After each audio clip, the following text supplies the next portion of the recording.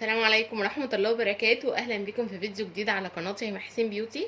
النهاردة بقى معانا فيديو جامد جدا ان شاء الله باذن الله يعوضكم عن فترة الغياب اللي فاتت. فالمهم بقى النهاردة ان شاء الله باذن الله اعملي بقى حاجة حلوة كده تشربيها. بصوا انا عملت جهزت الكوباية بتاعتي. بسم الله. تمام. عقبال بقى ما انا افضلكم البوكس القمر ده. بصوا البوكس ده فيه بقى كل الحاجات اللي تهمنا النهارده واللي محتاجينها ان شاء الله. لو شفتي الفيديو بتاعي النهارده مش هتحتاجي لبيوتي سنتر، وكمان هتبقى يعني اول جزء في اجزاء النظافه الشخصيه، لان انا ناويه باذن الله اعمل لكم سلسله كامله عن النظافه الشخصيه للستات وللمراهقات ولكل حاجه.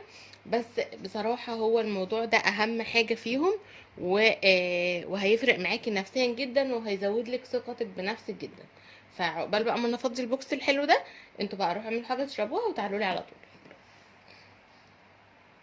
احنا النهارده ان شاء الله يعني هنحاول نعمل مع بعض ان انتي ما تحتاجيش فعلا لاي بيوتي سنتر ولا لاي كوافيره في ان انتي تعملي باديكير لرجلك، او ان انتي ترجعي رجلك زي رجل البيبي كده تكون ناعمه جدا جدا.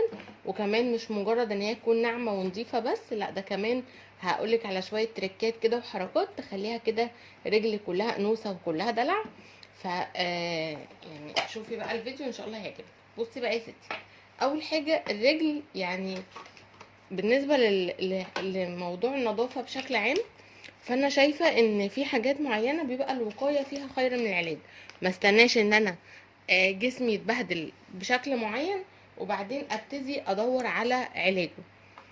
فاللي احنا هنعمله النهارده ده ضروري ويتعمل من فتره للتانيه، بس الاولى يعني الاهم منه كمان هجيب الحاجات اللي وقعت دي ونرجع تاني. فالاهم منه كمان ان انا احافظ على رجلي، يعني ما وصلش رجلي وكعب رجلي وشكل رجلي الخارجي لمنظر ان هو يكون مش نظيف. طب ده يعني بتوصلي له بايه؟ بتوصلي له بان انتي لا اما بتلبسي حاجات مفتوحه وانتي في الشارع، ما بتلبسيش شراب محكم وشوزات نوعا ما محكمه. وحتى لو لبستي حاجات نوعا ما يعني مش مقفوله على الاخر على الرجل، وكنت الشراب اللي لابساه مثلا خفيف وروحتي البيت، المفروض اول ما بتروحي بتغسلي رجلك غسله نظيفه جدا. يعني زي ما بتغسلي ايدك وبتغسلي وشك، غسيل الرجل ده شيء مهم جدا جدا. وكمان جوه البيت تلبسي سليبر حلو ومريح، يعني في من اي مكان مش شرط مكان معين. في براند كده اسمها جليتر، بحس ان السليبرز بتاعتها طريه كده وحلوه ومريحه في الرجل ان انت تشتغلي، يعني تشتغلي في البيت بيها وتتحركي فهتبقى مريحه. لكن انت تمشي حتى لو البيت الارض بتاعته نظيفه وبتمشي على سجاد وعلى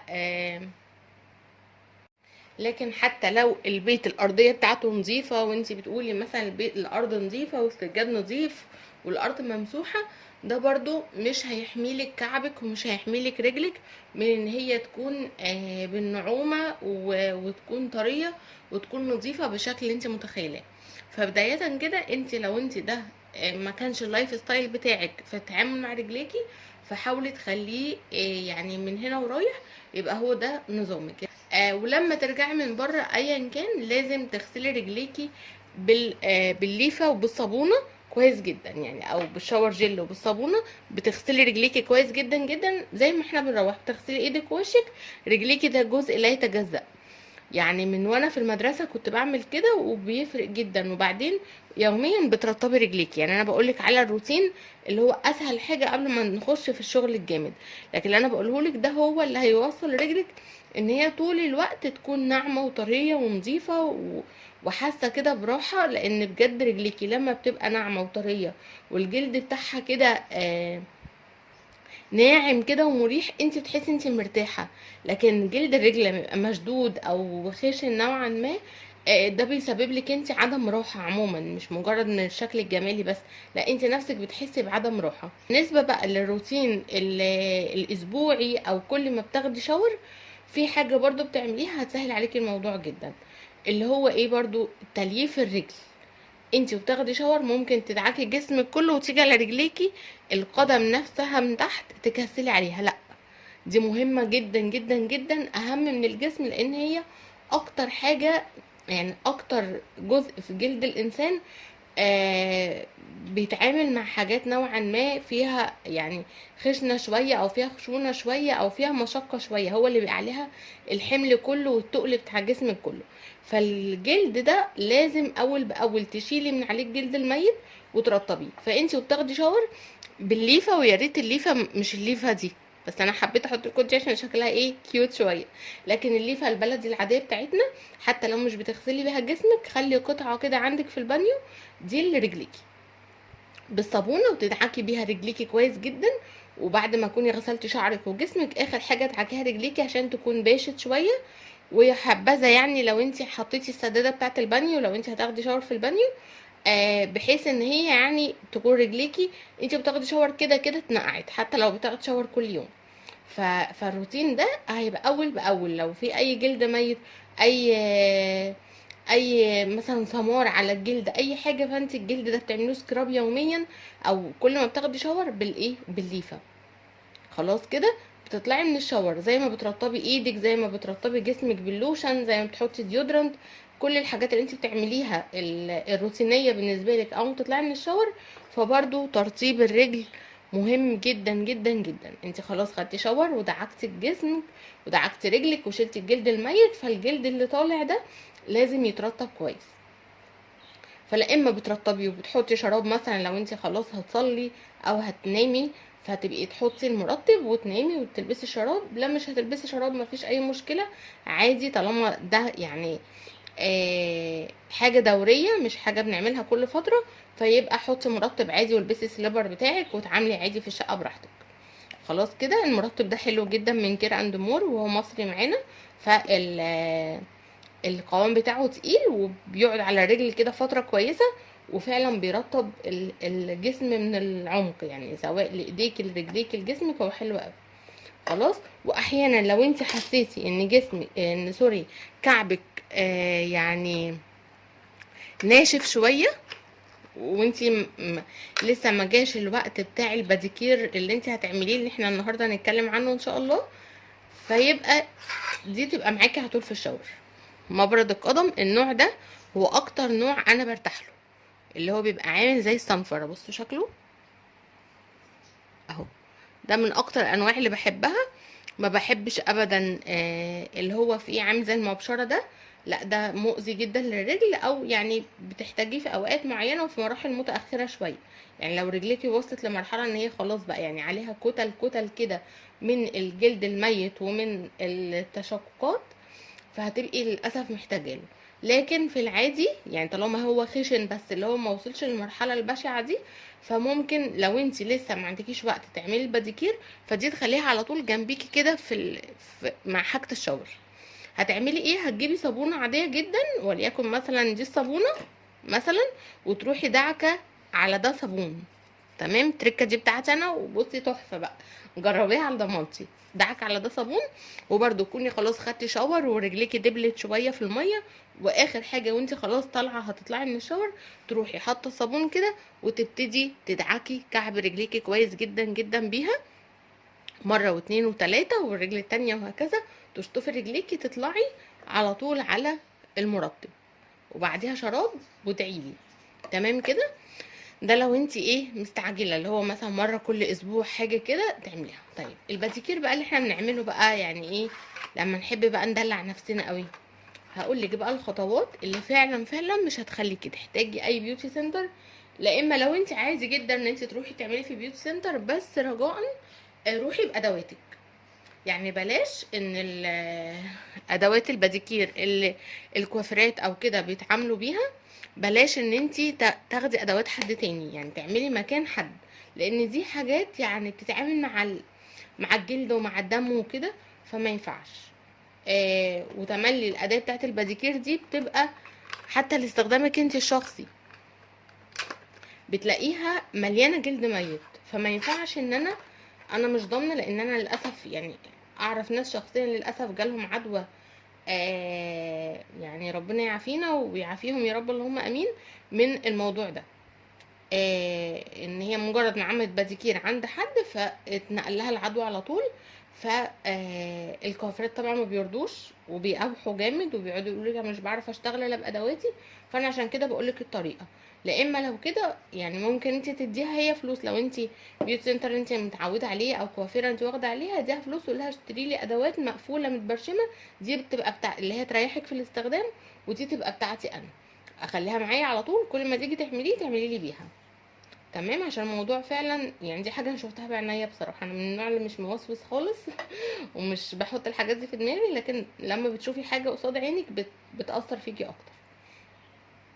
فالمهم ايه بقى اللي انت هتعمليه مثلا بشكل مثلا شهري، او ممكن تبقى يعني زي ما رجلك تحتاج، قعدة الباديكير الحلوة اللي هي بتروق الدماغ دي، وبتعمل لك ريلاكسيشن، وبتعمل لك مود حلو قوي قوي، وفعلا بتخلي رجليكي ناعمة. لان خدي بالك لو انت بنوتة يعني ده جزء لا يتجزأ من النظافة الشخصية. لو انت بقى ست متزوجة فهو الموضوع ده بيبقى محرج جدا، حتى لو مع اولادك، يعني مجرد ما رجليكي تخبط في حد والكعب خشن، لا بيبقى احراج جامد، وانت نفسك بتتحرجي ان انت تلبسي مثلا سليبر شكله حلو في البيت، حاجه زي كده، وكعبك شكله مش افضل حاجه. فالموضوع سهل جدا جدا جدا جدا. بصي بقى، اول حاجه ايه، بتجيبي طبق عادي جدا من الطبق اللي بتحطي فيه الغسيل، يعني طبق كده يشيل رجليكي، تمام، وبتبتدي تمليه ميه سخنه قوي. ميه سخنه قوي بمعنى ايه؟ بمعنى اللي هو على قد ما رجلك تتحملها، يعني مش اللي هي هتسلخي رجليك يعني، ولا برضو اللي هي تبقى بارده مش هتأثر، لا هي سخنه، اللي هو يعني اللي هو يا دوبك قادره تحطي رجلك فيها بالعافيه، تمام كده. وتحطي ايه بقى في الميه دي؟ مش هتحطي حاجات كتير خالص، اهم حاجه الشاور جيل، يعني اي نوع شاور جيل انت بتحبيه، بتاع مود ده لطيف جدا، بس عادي يعني اي شاور جيل، اي شاور جيل انت عايزاه، ما عندكيش شاور جيل شويه شامبو عادي، تمام. فبتحطيه في الميه السخنه دي وشويه خل، بيدوبوا الجلد جدا وبيظبطوا الدنيا برضو. ولو عندك ملح، اللي هو الملح اللي هو ملح الحليب، او اللي هو الملح اللي بيتباع في الصيدليات ده، هو اسمه ملح صباه، تمام. فده مقشر، فتقدري ان انت تحطيه برضو في الميه، مش موجود مفيش اي مشكله، الشاور جل والخل يغنوا، بس اهم حاجه زي ما بقولك تكون الميه سخنه. فبتنقعي رجلك فيه في الميه دي مده ما تقلش عن ربع ساعه، اقعدي بقى اتفرجي على حاجه، اتبسطي بوقتك، استمتعي بوقتك، اعملي مكالمه ايا كان، لحد ما تحسي ان الجلد الميت داب، خلاص كده. بعد ما الجلد الميت يدوب وتحسي ان خلاص رجليكي باشت كده في الميه والميه ابتدت تبرد فيها، فبتروحي ده يعني الوقت بتاع ان انت تعمليها بالمبرد، فبتبتدي تعمليها بالمبرد كويس جدا، الاجزاء الخشنه بتاعه الجلد من ورا، والاجزاء اللي هي يعني بتاعه الكعب من ورا، والاجزاء اللي هي ايه حوالين الرجل، الاجزاء اللي تحسيها نوعا ما خشنه شويه. طب بقيه الرجل هنعمل بيها ايه؟ بالليفه، بس زي ما بقولك الليفه التانية البلدي افضل بكتير. ليه؟ وش الرجل من فوق، في ناس بتهتم جدا بالكعب وبتخليه ناعم وحلو وكل حاجه، وما بتعملش اي حاجه في وش الرجل من فوق، ودي مهمه جدا. يعني اللون بتاعها اصلا بيغير، في لون بيبقى في فرق بين ان انا سمار طبيعي من عند ربنا سبحانه وتعالى، بس بشرتي حلوه ونضره وفيها حيويه، وفي فرق ان السمار ده بيبين ان البشرة مش نظيفة ومش صحية. فاللي هي البشرة اصلا عشان تبقى نظيفة وصحية ازاي؟ هما حاجتين، اسكراب وترطيب، تقشير وترطيب، تمام. فهو الجزء اللي من فوق ده طبعا هيبقى صعب جدا ان انت تعمليه بالمبرد، ناعم وما يتحملش حاجة زي كده، لكن بالليفة هيكون يعني حاجة مثالية جدا ليه. هتعملي الجزء اللي من فوق ده كويس جدا بالليفة البلدي، وبعدين عندك اي سكراب بقى يعني براحتك، عايزه تعملي لها بقى حمام مغربي بالصابون المغربي تحطه لها وبعدين تشطفيه، يبقى ايه دلع زياده. عايزه تستخدمي اللي هو الطمي بتاع النيله الزرقاء ده حلو جدا جدا برضو، تدهنيه بيه يعني جلد رجلك كله، وتستني شويه ما ينشف، وبعدين تبتدي تفركيه في الميه برضو وتشطفيه، فبرضو يعني هيوصل بقى للحتت اللي حوالين الضوافر. يعني ده من سيرة حلو قوي بصراحه، تحفه، يعني ايه بحافظ عليه لان بستخدمه ايه يعني على فترات. فاللي هو بيخلي اللي هو ايه الحاجات اللي هي مش بتعرفي توصلي لها بالحاجات دي بالليفه او بالمبرد، هتعرفي يعني هيتشال بالحاجات اللي زي كده. او ده بصوا، ده من بيج اسمها دكتور بسمة، برضو بتعمل حاجات طبيعية كده زي سيرة.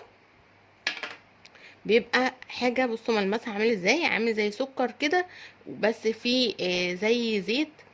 ريحته اولا حلوة جدا جدا بصراحة، حلوة قوي. بصوا التقشير، يعني لو جيتي مثلا قشرتي جزء زي ده كده، اللي هو الجلد اللي بيبقى حوالين الضوافر، فهيكون سهل معاكي جدا وهيعمل معاكي مفعول كويس قوي. هغسل ايدي وارجع لكم تاني. بس الحاجات دي بالنسبه لي هي حاجات زياده، يعني صابون مغربي، طمي النيله الزرقاء، سكراب من النوع ده، كل الحاجات دي زياده. الاساسي هو المبرد والليفه. تمام. هنطلع من وطبعا عايزه تستخدمي الحاجات بتاعه الباديكير اللي هو طبعا هتقصي ضوافرك عادي، والحاجات دي اللي هي بتظبطي بس شكل حوالين شكل الضوافر. في اي زيادات بتشيليها بالبتاع اللي هي زي دي كده، اي زيادات في الجلد اي حاجه بتشيليها، بس يعني ايه دي حاجات يعني ايه زياده شويه. تمام. بس اساسي لو طبعا تقصي الضوافر وتخلي شكلها نظيف وكده. هتطلعي بقى اول حاجه هتعمليها ان انت هترطبي جلدك، يعني هترطبي الرجل كويس جدا. عندك كريم مخصص للرجل، يعني يا ريت. الكريم ده رهيب في الترطيب، رهيب بمعنى كلمة رهيب. بس للأسف هو سعره كان عالي جدا وقت ما جبته، يعني وقت ما جبناه ما كانش لسه الدنيا غليت قوي كده. فمعرفش بصراحة دلوقتي بقى بكام. هو اسمه كده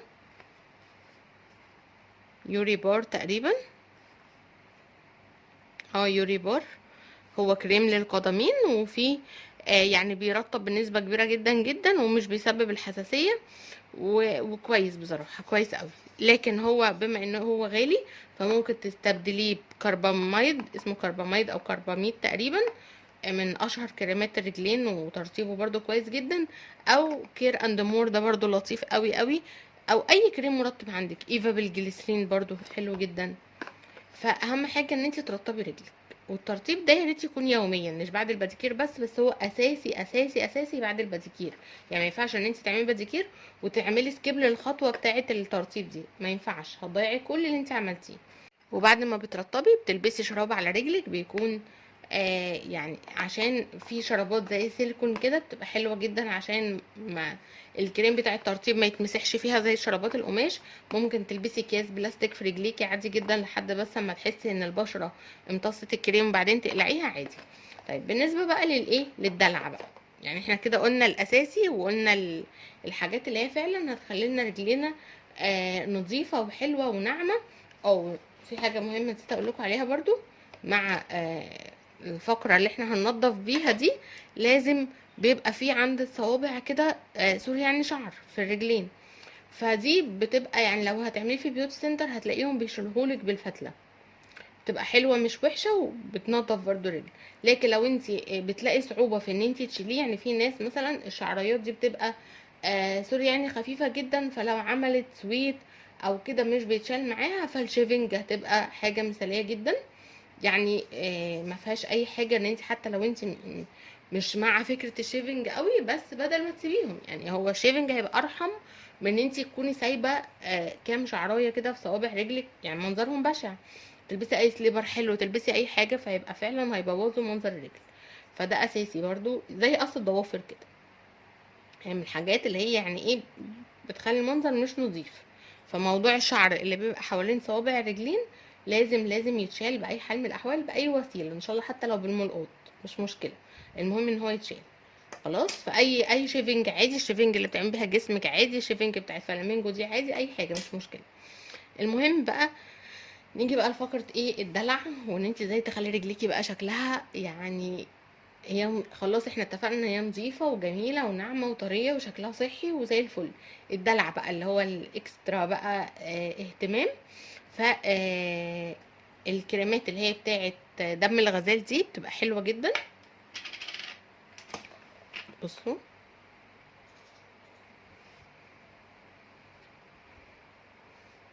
بس برضو ما تخليهاش، يعني في ناس يعني في الكوافيرات وفي البيوت سنتر بيخلوا الشكل يعني مبالغ فيه، اللي هو انا حطيت لك يعني ايه، اللي هو عايزه تحسسك ان هي يعني ايه صارفه ومكلفه، بس فعلا بيبقى الشكل اوفر. لكن انت هو مش باين قوي عشان الاضاءه، بس هو في البيت لا، خليه شكله وردي، اللي هو اللون اللي هو لون الرجل الطبيعي الجميل، اللي هو يعني الدورة الدموية بتجري فيه كده بشكل صحي، ولونه روز هادي كده وجميل يعني. لكن اللي هو الأحمر ده والنبيتي والفوشيا والحاجات دي بحسها مش ألطف حاجة. بس دي طبعا أذواق يعني، عادي لو انت بتحبيها ما فيش أي مشكلة. بس يعني تملي الحاجات الناتشورال او اللي بيبقى شكلها طبيعي بحس ان هي بتبقى جاذبة اكتر بكتير. وبالنسبة بقى للحنة، فدي برضو من الحاجات اللي بتبقى لطيفة قوي قوي، وفعلا بتخلي شكل الرجل في حتة تانية. اي حاجة بقى بتلبسيها في البيت، بيجامة، اي جلابية بيت كده تكون ناعمة وتكون انثوية كده ورقيقة، فمع ان رجليكي معمولة الضوافر معمولة حنة، بيبقى كأنك حتى مانيكير، بس يعني ايه، بيبقى اسهل لينا عشان الصلاة وكده، فبتبقى اسهل بكتير لان دي مش بتحجب الوضوء. لكن لو مانيكير في ايام مثلا، او انت بالنسبه لك سهل ان انت بتحطيه وبتشيليه، فما فيش اي مشكله، هيكون برضو هيدي نتيجه حلوه قوي. بس هو تزيين الضوافر عموما، وخصوصا ان الرجل تملي احنا مش بنبينها واحنا خارجين، يعني ممكن بيبقى صعب ان احنا نزين ضوافر ايدينا، لكن احنا وخارجين رجلنا مش بتبان، فبيبقى فرصه حلوه جدا ان انت تظبطيها. فدي بتتباع في اي مكان اللي هو بتاع الحاجات اللي هي مستحضرات التجميل عموما، اي بوتيك او اي حاجه من الحاجات دي، بيبقى معاه زي ده كده، زي حاجه سايله، ومعاه الباودر ده. تمام. بتبتدي تخلطيهم مع بعض، يعني هو كده قايل لك المقدار. تحطي معلقه صغيره من الحنه اللي موجوده، وبتحطي معلقه صغيره من المثبت. خلاص كده، يعني معلقه ومعلقه، معلقه من ده ومعلقه من المثبت. هو المثبت اصلا تحس ان هو معلقه واحده، يعني انا عملت بيه مره وحسيت ان هو خلاص خلص. فبتحطي معلقه على معلقه، وبتدمجيهم باي حاجه، واي فرشه مانيكير قديمه عندك، اي فرشه اي شادو، اي فرشه من الفرش اللي عندك، وتبتدي تدهني ضوافرك. ويا ريت، انا مش عارفه في حاجه كده بس مش لاقيها، اللي هو بتاعها كده مصنوع من الفلين، بتحطيها بين صوابعك فبتبقى عامله صوابع كده، عشان الحنه ما تبهدلش الجلد، عشان هي بتثبت بتقعد فتره. فدي لما بتحطيها وبتسندي رجليكي على حاجه وبتبتدي تظبطي كده. ويا ريت لو هتحطي حنه حطيها قبل ما تقصي ضوافرك، عشان يكون الضافر طويل شويه عن الجلد، فالحنه ما تطبعش على الجلد، وبعدين يبقى قصيه. يعني انا عن نفسي بعمل كده. تمام. فالحنه بتبقى حلوه جدا، يعني سعرها مش عارفه، يعني بتهيألي ما بتعديش ال20 جنيه، بس بصراحه بتخلي شكل الرجل حلو قوي قوي. وبتزينه كده مع يعني بعد ما تعملي باديكير، بعد ما بتحطي دي ودي، بتخلي الكعب كده لونه وردي، والضوافر لونها كده حلو من الحنه. بجد بيبقى شكل الرجل حلو قوي. وطبعا السليبرز مهم قوي، يعني لو انتي زي ما اتفقنا في الوقت العادي بتلبسي سليبرز عادي، وفي اوقات معينه حاولي ان انتي تنقي كام حاجه كده شيك وما تهلكيهمش في طول اليوم، يعني تخليهم للاوقات المميزه. ده كده كنت جايباه من محل مش عارفه براند كده، مش فاكره اسمه بصراحه، هو اوله حرف الفي، بس تملي بيعمل سيل واسعاره حلوه قوي. هو فاتح في مول العرب وليه كذا فرع، وفي سيتي ستارز تقريبا. بس بصراحه الحاجه عنده حلوه قوي ومريح في الرجل، على قد ما هو بيبقى شكله يعني شيك جدا جدا، ورغم كده بيبقى مريح في الرجل. فتخلي كده كام سليبرز عندك، تخليهم دول لايه، يعني للاوقات الكويسه، سواء بقى قدام زوجك، سواء في تجمع نسائي، بيفرق جدا الحاجات دي. والخلخال، يعني كل الحاجات دي من الحاجات اللي هي فعلا فعلا بتخلي رجلك شكلها كل انوثه. فالتفاصيل الصغيره دي بتفرق بصراحه. اخر حاجه بقى كنت عايزه اكلمكم عنها، بس مرضتش اكلمكم عنها في اول الفيديو عشان للاسف هي يعني ما بقتش ضامنه. بصوا بقى، بصراحه الماسك ده انا جربته مره زمان، بس كان من جروب معين بتاع بنوته كده بتعامل معاها، اسمها فاطمه. بصراحه هو كان بالنسبه لي حاجه مذهله. عارفين يعني ايه مذهله؟ انا كنت عامله له فيديو على القناه، بس للاسف البنت دي ما بقتش تشتغل تاني، وبقيت اسمع عنه ريفيوهات وحشه قوي، وان اللي موجود دلوقتي في السوق اغلبه مغشوش. فانا مش ضامنه، لكن لو هو موجود عند حد انتوا واثقين فيه وعارفين ان هو حاجته فعلا كويسه، وحد جرب من عنده وفعلا جاب معاه نتيجة، هو مش تحفة، هو روعة. هو ما حصلش، هو ما فيش حاجة بتعمل التأثير بتاعه حرفيا بصراحة. يعني مهما عملتي بديكير ومهما يعني ومهما اهتميتي، بصي ده فعلا فعلا بيرجعك اكن ده جلد بيبي حقيقي، اكن ده جلد جديد خالص. يعني بتفضلي اصلا فترة طويلة ما بتحتاجيش حتى تحطي مرطب، يعني من كتر ما هو فعلا الجلد الموجود ده ازاي ناعم كده وازاي حلو كده، ما بتبقيش. يعني انا نفسي ما كنتش مصدقه، وانا اول ما حطيته حرقني جدا وتعبني جدا، وقعد الجلد قعد يقشر بعدها بفتره، ويعني ارهاق، مش حاجه اللي هو بتلبسيه تاني يوم بتبقى رجليكي حلوه، لا هو ريسك شويه، مجازفه. بس حقيقي يعني بعد ما خد بقى المرحله بتاعته وحرقني وعيطت والجلد قشر وابتدى يتقشر واحده واحده، وابتدى الجلد الجديد يطلع واحده واحده وكل الكلام ده. بس بعدها بقى لا، نسيت اصلا ان انا اهتم برجلي دي يجي قدام 3 شهور قدام ولا حاجه فعلا. فهو اسمه كده، هو ماسك القدم الكوري. بس للاسف للامانه ان انا بقول لكم ما شفتش حد بيشكر في اللي موجود دلوقتي. والبنوته اللي انا بتعامل معاها دي للاسف يعني الجروب بتاعها خلاص اتقفل او ما بقاش موجود، ومش ضامنه بصراحه. يعني ما شفتش حد قدامي جاب من مكان تاني وعمل معاه المفعول اللي حصل معايا من ده. بس قلت اقول لكم يعني لعل وعسى ان يكون حد ايه قدامه حاجه زي كده. ف... فبس كده. ايه رايكم بقى في الفيديو بتاع النهارده؟ لو عجبكم بقى الفيديو لايكات بقى حلوه كده، وشيروا الفيديو عشان تشجعوني شويه عشان تشجعوني وتفتحوا نفسي شويه على القناه دي، لان والله العظيم يعني في حاجات مهمه جدا وحاجات بتفرق قوي قوي في يعني ان البيوت تكون سعيده، وان الستات تكون كده مظبطه نفسها، وتكون الدنيا حلوه كده بين الازواج. بس والله انا يعني بتلهي جامد جدا وبتلخم في القناه التانية، ويعني ما بصدق ان حد يفكرني ويطلب مني فيديوهات عشان اركز يعني واعمل فيديوهات هنا. فبس كده، يا رب بقى يكون الفيديو عجبكم، اشوفكم فيديو جديد. وعلى العموم قبل ما اختم معاكم، اي حد عايز اي استشاره اي سؤال على الانستجرام ابعتولي، ولو الموضوع يستدعي ان احنا نعمله فيديو هنا اكيد طبعا هعمله ان شاء الله باذن الله. ويا رب يكون الفيديو عجبكم، واشوفكم فيديو جديد ان شاء الله، والسلام عليكم ورحمه الله وبركاته.